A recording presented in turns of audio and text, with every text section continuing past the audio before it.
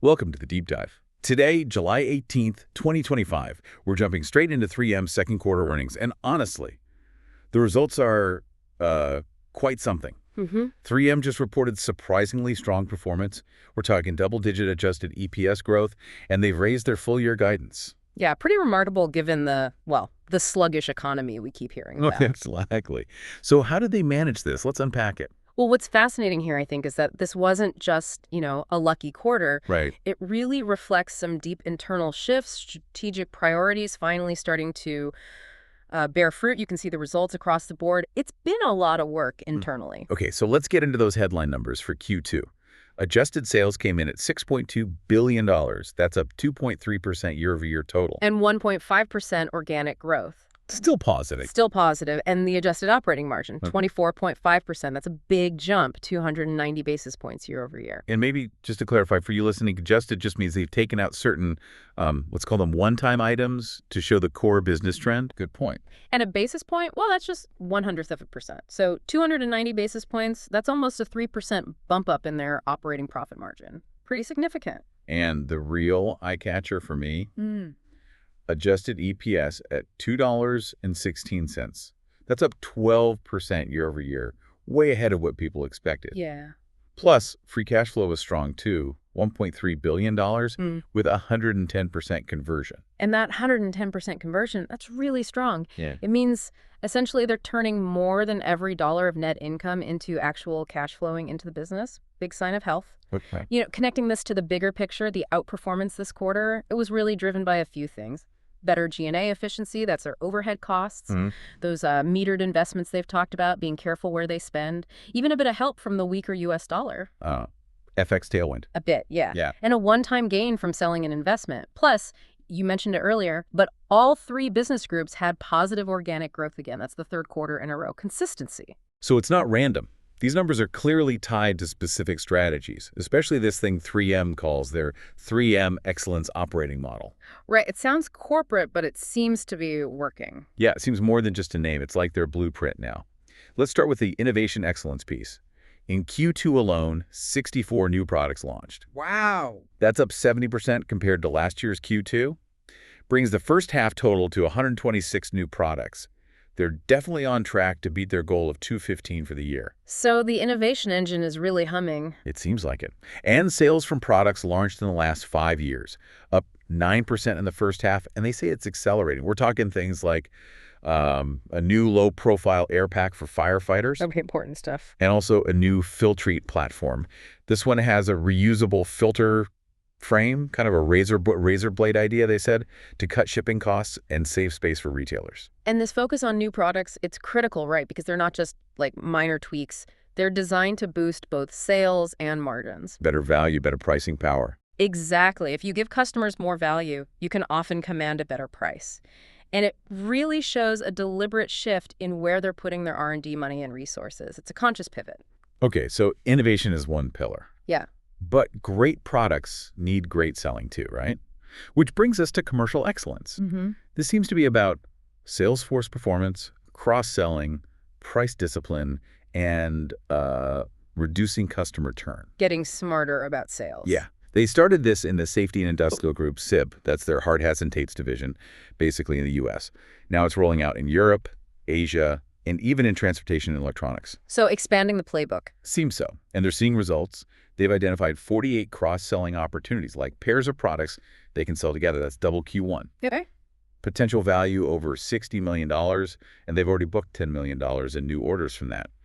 Plus, SIB's daily order rates were up low single digits in Q2. This commercial excellence, it really feels like a self-help story, especially when the broader economy is, sluggish. Right, making your own luck. Sort of. Instead of waiting for the market tide to lift all boats, they're using analytics, it sounds like, to find and keep customers, even win back ones they might be losing. And the pricing progress is interesting, too, mostly in industrial, helping cover inflation and those tariff impacts we keep hearing about. It's proactive. So innovation, sales improvements.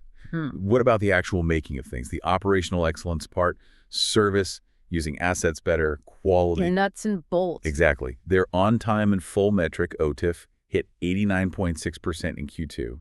That's the highest it's been in nearly 6 years. And they actually ended June. over 90%. And OTIF, just for you listening, that's huge in manufacturing. It tells you how often they deliver the right product, the full order, on time. Getting near 90% consistently, that's a big improvement in the supply chain. Definitely. And then there's OEE, overall equipment effectiveness, up to 59%. They said it's showing consistent gains and even letting them consolidate. Like, they freed up enough capacity in Knoxville, Iowa to actually retire 2 really old, like 70-year-old adhesive coating machines. Wow, okay. Modernizing and consolidating. Yeah. Plus, the cost of poor quality, down to 6.1% in Q2. That's down 90 basis points from last year. And get this, partly helped by AI models optimizing machine settings. AI in the factory, it's really happening. Seems like it. And this raises an important point, right? These operational wins, they flow directly to the bottom line, especially margins. About half of their target, $500 million in productivity savings for the year, it's coming straight from the factories and the supply chain. $500 million. Yeah, and it's not just the factories, big G&A savings too, from IT optimization, cutting indirect costs. So these operational gains are really fueling the financial performance. Small improvements everywhere adding up. Okay, so operations are humming. What about financial discipline? Capital. They returned $3 billion to shareholders in the first half of 25. That's dividends and buybacks. Mostly buybacks, $2.2 billion there, $208 billion in dividends. And they say the balance sheet is strong. So is this level of return like typical for them, or does it signal maybe a shift in priorities, shareholder value versus, say, big new investments? That's a great question. I mean, they've always focused on returns, but this level of buybacks probably suggests they feel their stock is attractively priced right now. They're balancing returns with investment. But we have to talk about the legal stuff. Right, the PFAS overhang. Exactly. That New Jersey PFAS settlement was announced back in May. Payments are spread out, though, all the way to 2050. But, and this is the key thing, there are still over 30 other state AG cases pending. Still a lot out there. And personal injury cases, too. There's a big bellwether trial set for October 20th. So a critical point for you to consider is how 3M keeps juggling these legacy liabilities while still having the cash flexibility they need for growth investments. It's like running a marathon with a heavy backpack, you know. They're moving, but carrying a significant weight. A really tricky balancing act. Okay, let's shift to the bigger picture then. The macro environment and how the different parts of 3M are doing. They're still calling the global economy sluggish, moving laterally. Yeah, the usual terms, PMIs below 50, industrial production around 2%, GDP mid-2s, pretty tepid. Geographically, though, some variation. China was up mid-single digits in Q2.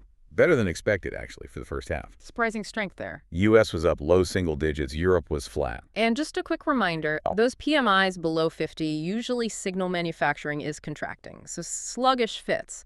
But what's striking, again, is how 3M seems to be driving growth through their own actions that self-help and gaining share, especially in industrial and safety, despite the weak backdrop. Okay, let's break down the business groups for Q2 sales. Safety and Industrial, $2.86 billion, up 2.6% organically. Solid. Transportation and Electronics, $1.94 billion, up 1.0% organically. It's still growing. And Consumer, Yeah. $1.27 billion, basically flat at plus 0.3% organic growth. So some variation there. Yeah. Within Safety and Industrial, most divisions grew strong industrial takes, electrical markets, abrasives. Auto aftermarket was a weak spot, though. Okay. Transportation and Electronics, again, mostly growth. Commercial graphics, personal auto, electronics, aerospace did well. But auto OEM softness continues. The car makers themselves. Right, that's been a theme. And consumer. Home improvement did okay, helped by new products and service improvements. But overall, spending on discretionary stuff is still pretty muted. And there are some specific macro trends to keep an eye on here, right? Like consumer electronics, expected to soften in the second half. Okay, a headwind there. And auto builds in Europe and North America are also projected to decline later this year. So Europe, especially for their auto business, is definitely a watch area. China's growth, too, after that strong first half, expected to slow down a bit in the second half. So, yeah, they're navigating some pretty choppy waters ahead. Okay, so given all that context of performance, the Challenges 3M updated its full-year guidance for 2025. Right, the outlook. And they actually raised their adjusted EPS guidance. Went from $7.90 up to $7.75, $8. That's a $1.13 bump at the midpoint. And significantly. And yes, this is key. This new range includes the hit they expect from tariffs. Which they weren't sure about before, so that's baked in now. Baked in. They're still aiming for about 2% adjusted organic sales growth for the year, margin expansion of 150 to 200 basis points, and that free cash flow conversion over 100%. You know, the reason for the EPS raise is interesting. It's driven by several things working together. About 7.23 cents comes purely from operational improvements. Okay. And that includes actions they're taking specifically to offset those tariffs. It breaks down to like Decipher $1.16 from general productivity. There's over some 7 cents from being smarter with investments. So they're finding savings. They are. The total tariff hit for the year, estimated at about $2.20 per share headwind. But, and here's the key, they're largely offsetting it. Through cost controls, some strategic pricing, they mentioned about 40 basis points of price benefit in the second half and changing where they source materials from, basically neutralizing the tariff hit through internal work. Impressive management. Plus, FX, foreign exchange, turned slightly more favorable. The headwind dropped from $2.15 predicted earlier to only $2.05 now for the full year. Okay, so less currency pain. Less currency pain. Now, looking at the second half specifically, those operational benefits continue, but they will be partly offset by some higher investments. More of those stranded costs related to divestitures, about $70 million of the $100 million total hits in H2, and of course, the tariffs themselves. Got it. But management was clear. No other big one-time operational headwinds or major restructuring costs expected, aside from those specific items. Okay, so wrapping this all up, what does this really mean for you, the listener? It paints a picture, I think, of a company showing really strong operational resilience. Execution. And strategic execution, exactly. They're juggling some serious challenges, the litigation, the iffy macroeconomy, but they're still investing in growth and returning cash to shareholders. It really feels like a case study in controlling what you can control. Absolutely. And maybe a final thought to leave you with. It raises an important question, really. Yeah. Given those ongoing PFAS lawsuits and the wobbly macro picture, how sustainable is this? How will 3M's focus on innovation and operational excellence keep balancing that immediate financial performance with the need for long-term transformation and managing risk? Especially as they try to fight off more tariff impacts and keep finding productivity savings into next year. Right. It's a complex equation, and it'll be fascinating to watch how they navigate it going forward.